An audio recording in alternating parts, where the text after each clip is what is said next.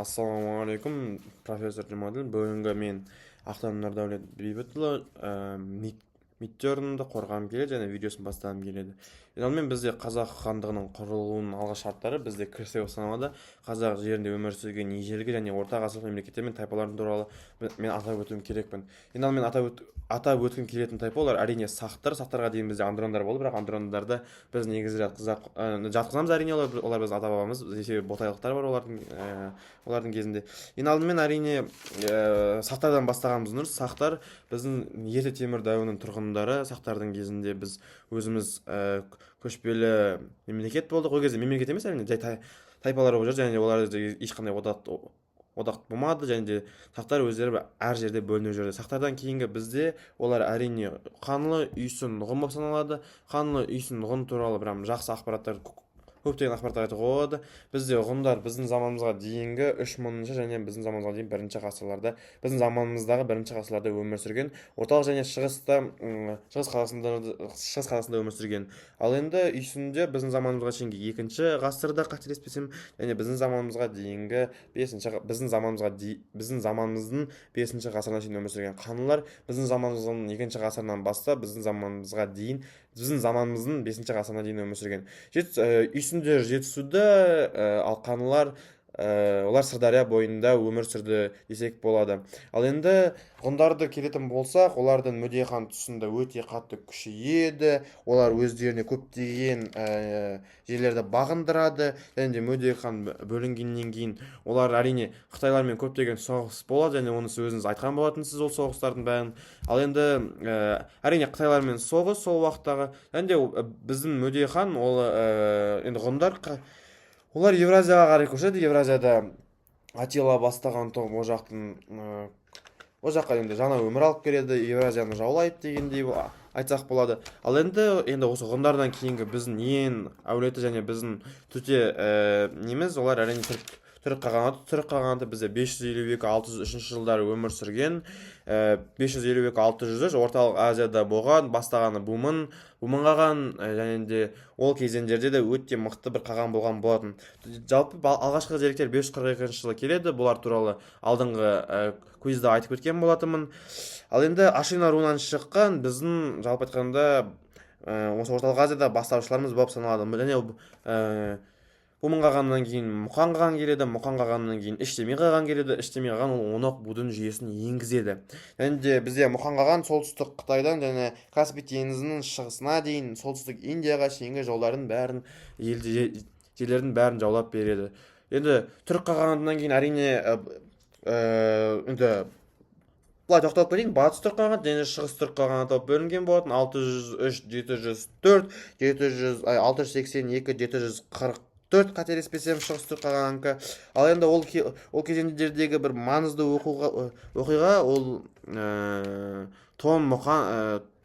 батыста Тон және Шегу деген қаған болды.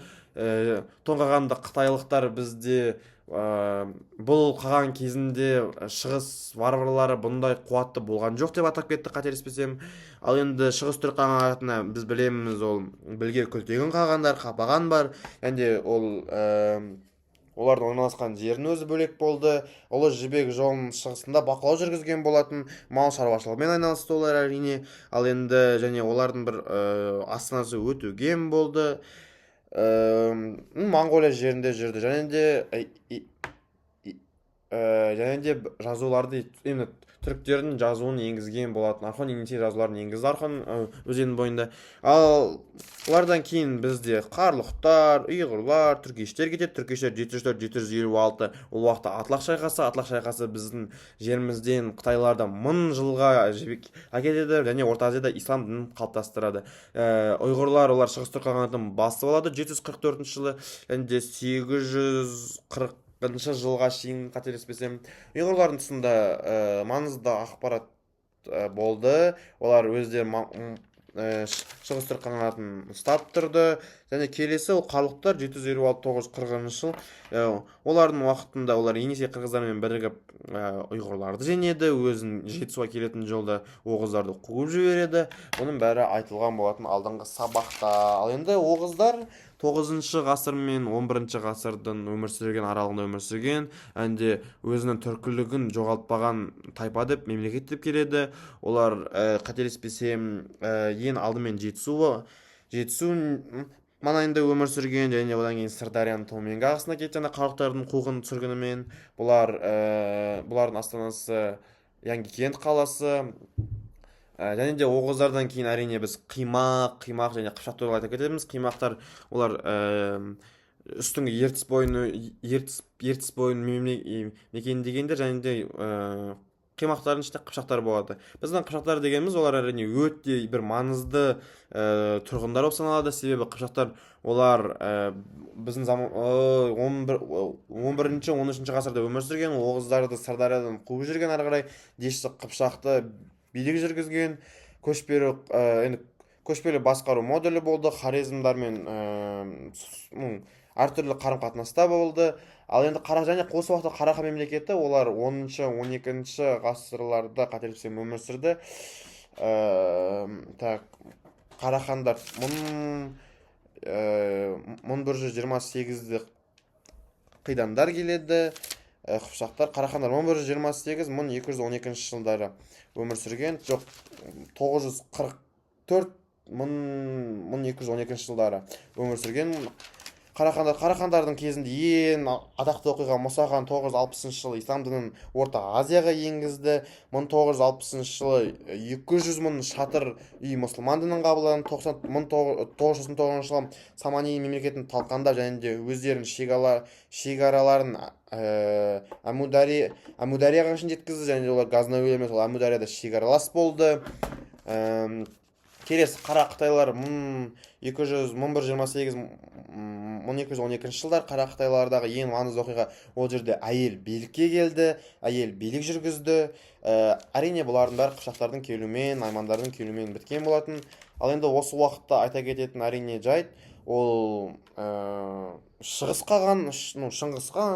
Шыңғысхан билігі кезінде 1219-1224 жылдар аралығында қателеспесем толық қазақ жерін жаулап алады, Орта Азияны жаулап алады. Және Шыңғысхан дешті Қыпшақтың бәріне өзі біраз жылға шейін шектетті дейді, бірақ мен онымен келіспеймін десем де болады. Ал енді Шыңғысханның кейін Алтын Орда, Ақ Орда, Моғолстан, Әбілхайыр хандықтары болған болатын. Әмір Темір бар.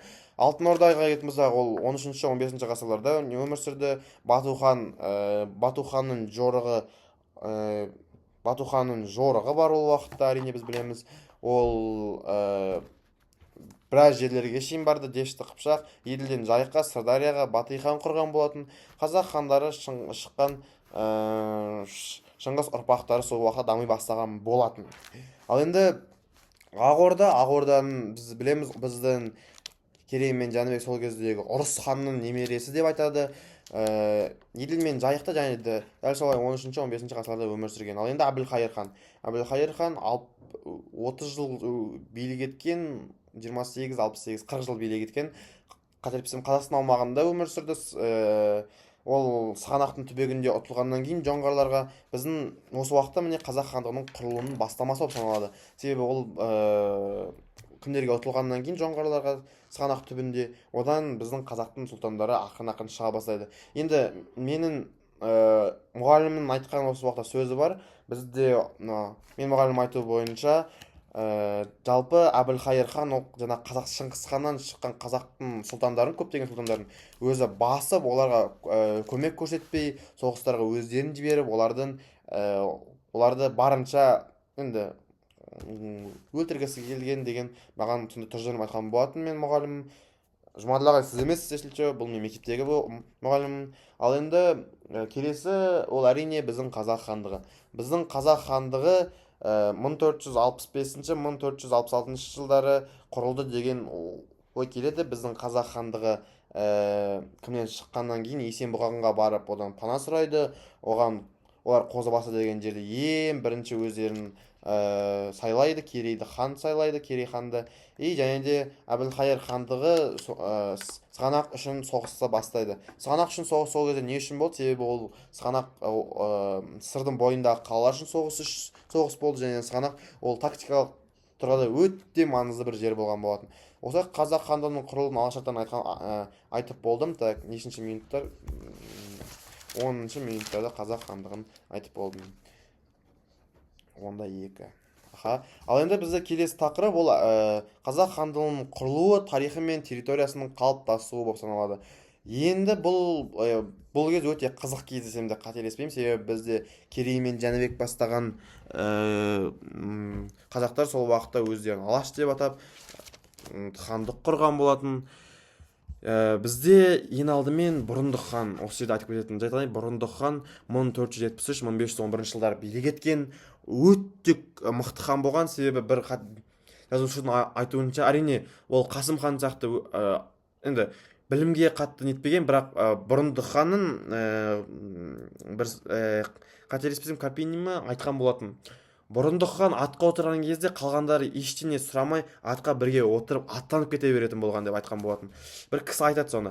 Және бізде Бұрындық хан ол Сырдария бойындағы қалалар үшін күресті бастады. Түркістан, Сығанақ, Созақ, Қасым Сұлтан беделі өсіп, ел басқарудағы үлкен рөл атқарды. Және Бұрындық хан ол хандардың ішінен өзінің енді өлгеннен кейін емес, ол өлгенге дейін тақт тастап өзі Самарқанд қаласына кетіп қалды жасы келген кезде, және билікті Қасым ханға тастап кеткен болатын. Бұрындық ханның осы уақытта қателеспесем ол Мұхаммед Шайдар Дулати, қателестім, Әбілқайыр және де Әбілқайырдың немересі Шайбани, Мұхаммед Шайбанимен қателеспесем ол андай некелес болғысы келді және қыз алысқысы келді, бірақ оған Қасым хан әрине қарсы тұрды. Енді бұл жерде Қасым хан туралы айтпасақ болмайды. 1511-1520 жылдары билік еткен қазақ хандығының ең қуатты кезеңдерінің бірі жер алмауға Жайықтан Ертіске дейін және Сырдариядан Балқашқа дейін кеңейді. Қасым ханның Қасқа жолы атты заңдар жинағы енгізілді. Ол заңдар жинағы 5 пункттан тұрды, қателеспесем. Халықтың саны сол кезде 1 миллионға жуық адамға жеткен болатын. Әнде әскер саны 300 мыңға жеткен болатын. Әнде халықаралық деңгейде көптеген мемлекеттер мойындады. Мәскеу, Моғолстан, Ноғай ордасынан ақырын таныла бастаған болатын. Ал енді айта кететін тағы да бір қызық жағдай, ол әрине осы Қасым ханнан кейін бізде билікте Тахир, Бұйдаш дар отырады. Олар қазақ хан жерін өте қатты кішірейтіп тастайды. Осы уақытта ең мықты хан билікте қателеспесем 42 жыл отырған, 1532-1580 жылдар отырған Хақназар хан келеді. Ішкі саяси тұрақтылықты орнатады, және Қасым ханның Қасқа жолымен көптеген адамдарды жинайды. Ноғай ордасымен біраз тайпаларын қазаққа қосады. Және Хақназар ханды Ноғай қазақ хан деп те жайдан жай айтпайды. Сырдария бойындағы қалалар үшін біраз қалаларды жаулап алды, және олар Ресеймен сауда және дипломатиялық байланыстар орнатқан ең алғашқы хан болатын. Және жоқ, бұл хан емес, мен кімді айттым қазір, өзбек ханды ойлаптым. Ал енді Хақназар қазақтар мен ноғайлардың патшасы деп аталған бірден бір хан екенін біз жақсы білеміз. Ал енді осы уақытта 1580 жылы Хақназар хан қайтыс болғаннан кейін оның орнына Шығай хан келеді 80 жасында. Шығай хан келгеннен кейін әрине ол уже жасын біраз жаста болып келеді. Шығай хан қателеспесем 80 жасында. Енді Шығай хан қайтыс болғаннан кейін оның балалары Тәуекел хан келеді 1582-1598 жылдары. Осы кезде Хақназар хан Ташкент билеушісімен қателеспесем тағы да бір билеушіге, Ташкент билеушісіне және екі жақты не жүргізеді, ойын жүргізеді Хақназар хан. Бірде былай болып Ташкент мен Самарқан үшін шайқас жүргізеді Тәуекел хан, және қазақ хандығының бірлігін сақтап қалады. Қазақ хандығының оңтүстігіндегі ықпалды арттырады. Бұхарамен соғысты, жараланып қайтыс болады. Ол қалай болады? Ендігі айта кететін жағдай, ол әрине қазақ хандығының тұсында бізде және Хақназар хан ол Бұхарамен және Ташкенттің хандарымен екі жақты жүргізеді, бірсе былай болып. Және сол уақытта біздің Бұхара ханы оны нетпей, оған соғыс ашады. Ал және ол сол Тәуекел хан өзінің тұсында ол бұхар қазақ соғысын бастады және солармен соғысып көптеген жерлерді жеңеді. Және Тәуекел хан ол соғыста жүріп қайтыс болған хандардың бірі десек болады. Ташкенттің түбінде соғыста жүріп, Бұхараның түбінде соғыста жүріп қайтыс болған хандардың бірі. Келесі Есім хан, Тәуекел ханның інісі, 1598 жылы 1628 жылдары билік еткен. Есім ханның ескі жолы заңдар жинағы бар, ішкі бірлікті нығайтқан хан болатын. Және де қазақ қалмақ Бұхар қазақ деген соғысты 20 жылға созылған соғысты тоқтатады. Бұхармен және жоңғарлармен соғысады. Және де орданы Түркістан қаласына орналастырады. Және де Есім хан тұсында бір қызық жайт бар. Ол жайтты айта кететін болсақ, ол екі билік болады. Ташкентте Тұрсын хан билікке келеді, оны қолдаған Қапаған деген ру болады. Ал енді Түркістанда осы Есім хан билікті жүргізеді. Әрине Есім хан Түркістанда билікті жүргізеді. Енді Тұрсын хан өзі кішкене билік жетіспеді ме, әлде тағы да бір себеп болды ма? Ол 1627 жылы қателеспесем, Есім хан жоңғарларға жорыққа шыққан кезде Тұрсын кеп, оның Түркістанға шауып, тонайды Түркістанды. Бір қазақтың жерін бір-бірінен жау көріп, екі бауыр. Ал енді оны Есім хан келгеннен кейін ашуға болып Қапаған қырылған 1627 жылы болады. Тұрсын ханның басын алады, және де Қапаған қырылған болады. Қапаған руын толық емес, қырады. Ал және кімді қырмайды, олар Афганистанға, Иранға, Иракқа қашқан болатын. Енді бұл оқиғаны Қапаған қырылған деп айтады. Келесі 1628-1652 жылдары билік еткен хан ол Жәңгір хан. Жәңгір хан да бізде деректерде Тәуекел хан сияқты соғыста қайтыс болған хан деп айтады. Жоңғарлармен шапқыншылықта таза осы билік бойы жоңғарлармен соғысқан. Жоңғарлар да ол уақытта дым нетпей дамыл болмаған. Жоңғарлардың сол кезде Сибан Рабдан емес, аты кім еді? 1640 жылдар ма билікке келеді. 35 жылы қателеспесем жоңғарлар сол кезде пайда болады.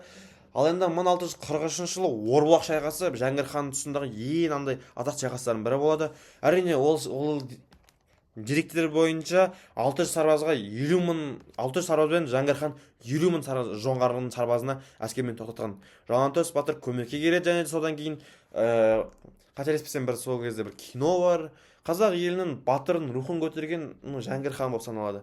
Ал енді осы уақытта 1652 мен 80-нің арасында көп деген хандар ауысады. Және де 1680 жылы 1718 жылға шейін Тәуке хан келеді.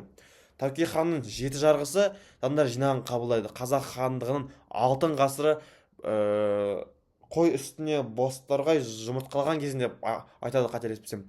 Енді Тәуке хан қандай изменениялар алып келді?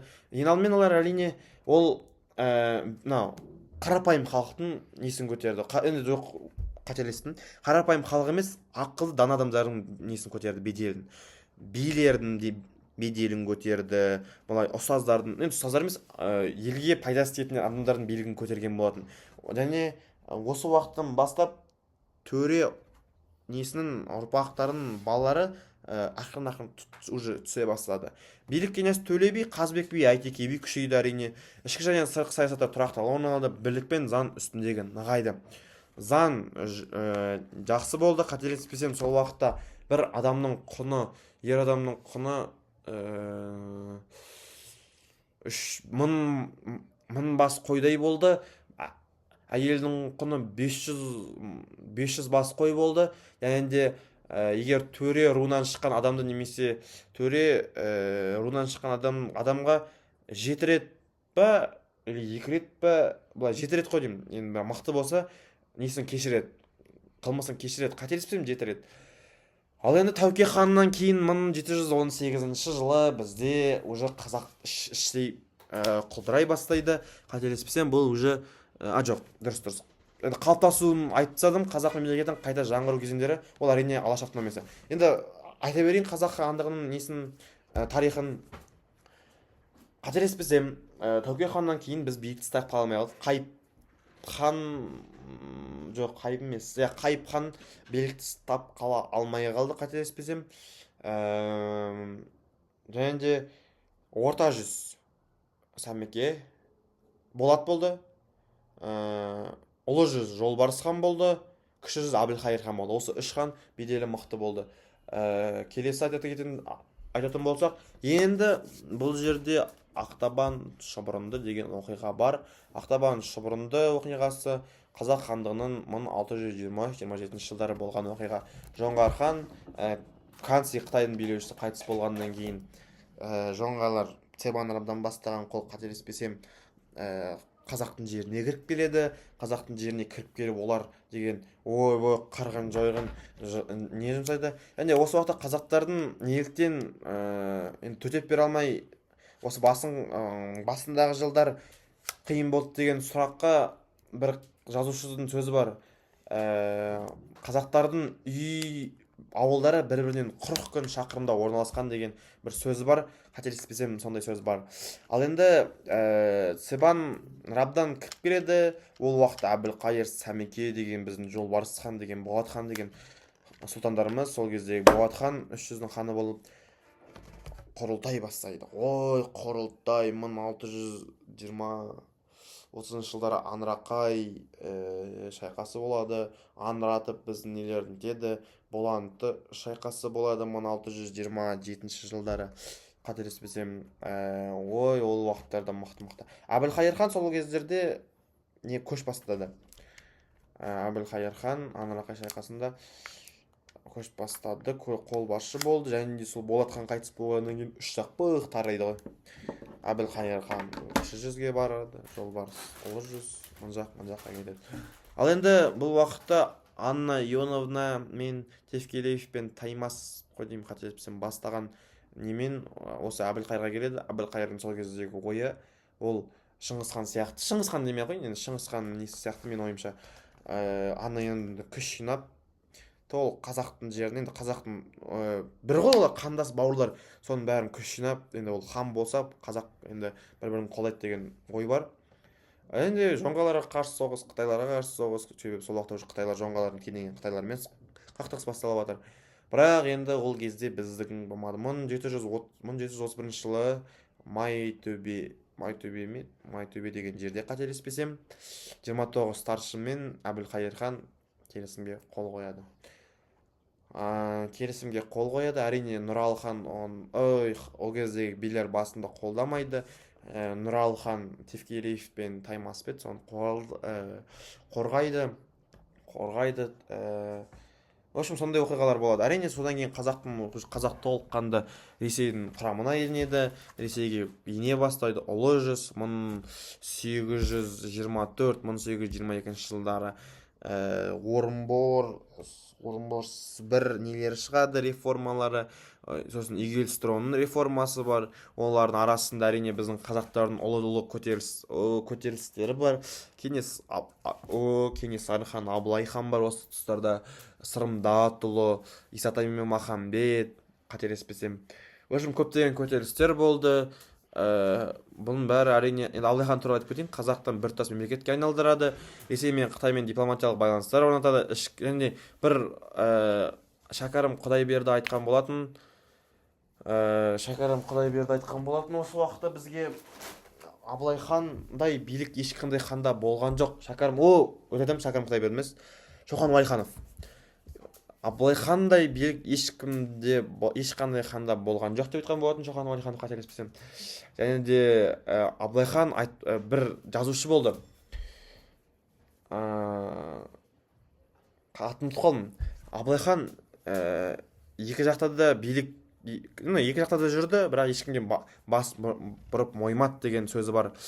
Ал енді бұл әрине қазақ хандығының екінші кезеңі бітті. Құрылы мен тарихы территориясының қалыптасуын толық айтып кеттім деп ойлаймын. Енді көтерілістер туралы қозғасам, қазір ары қарай ұзақ болып кетеді. 24-19 секундтар.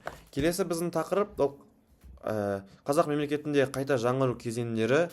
Ол жаңағы біздің неге кіргеннен кейінгі біздің уже ары қарай даму. Ол әрине Алаш автономиясы. Алаш автономиясы 1917 жылы 5-13 желтоқсанда аралығында Орынборда екінші жалпы қазақ съезі өткен болатын. Съездің Алашорда үкіметі құрылады. Оның төрағасы болып Әлихан Бөкейхан сайланады. Осы съезде Алаш автономиясы жарияланады. Әлихан Бөкейхан бастаған топ Қазақстанның мекендейтін орыстардың еркін білмейінше автономия жариялауға кейінге қалдыра тұруды қажет деп тапты. Ал енді нәтижесінде Түркістан қазығын қосып алып, автономияны толыққанды ашады. Біз білеміз, Түркістанда сол вақты ақтар мен қызылдардың соғысы болып жатады. Ал енді Алаш автономиясы деп жазған болатын. Келесі бізде Алаш автономиясы және Қазақ АКСР және Қазақ КСР-ның құрылуы. Қазақ кеңес социология республикасы бұрын КСР-ның құрамында болған одақтас республикалардың бірі.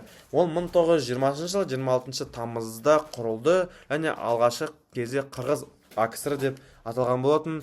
РКФСР құрамына кірді 1936 жылы 5 желтоқсанда одақтас республикаға айналған болатын. Келесі КСР-ның ыдырауы және біздің тәуелсіздік Қазақстанның құрылуы. Жалпы КСР-ның құрылуы және АКСР және Қазақ КСР-ның құрылуы, біз білеміз, бұл деген бізге оңай жолмен келген жоқ. Біздің көптеген нелерімізді, қазақтың зиялыларын қырып салды. Сол Әлихан Бөкейханды, Абай Ахмет Байтұрсыновты, Міржақып Дулатұлын. Және біз білеміз, 1909 жылы Маса деген бар, және Оян қазақ бар. Көзіңді аш, оян қазақ, көтерір басты, өткізбей қараңғыда бекер жасты. Жер кетті, дін нашарлап, халарам боп, қазағым енді жату жарамас деп айтып кеткен біздің Міржақып Дулатұлы атамыз бар. Әрине бұл іс-әрекеттердің бәрі қазақтың көзін ашу үшін болды.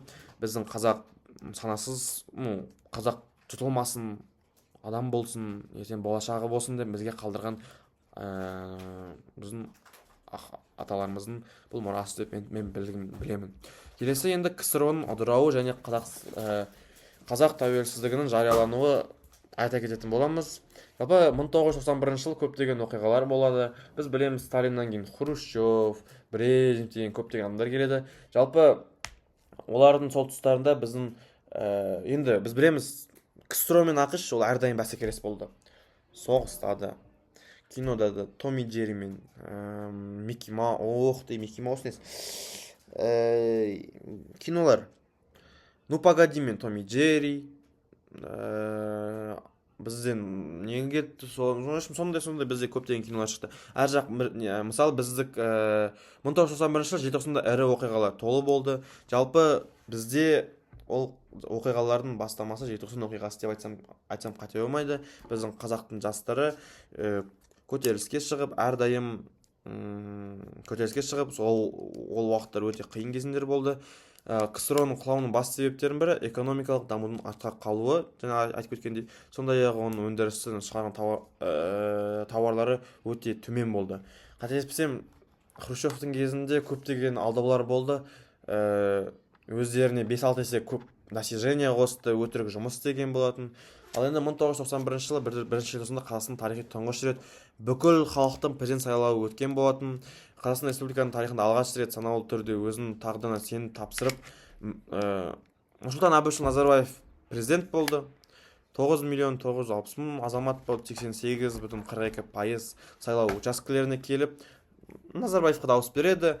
Сол уақыт Назарбаев президент болады, өзіміздің елтаңбамыз болады. Әрине көптеген КСР ыдырағаннан кейін біз ең соңғы болып шықтық неден.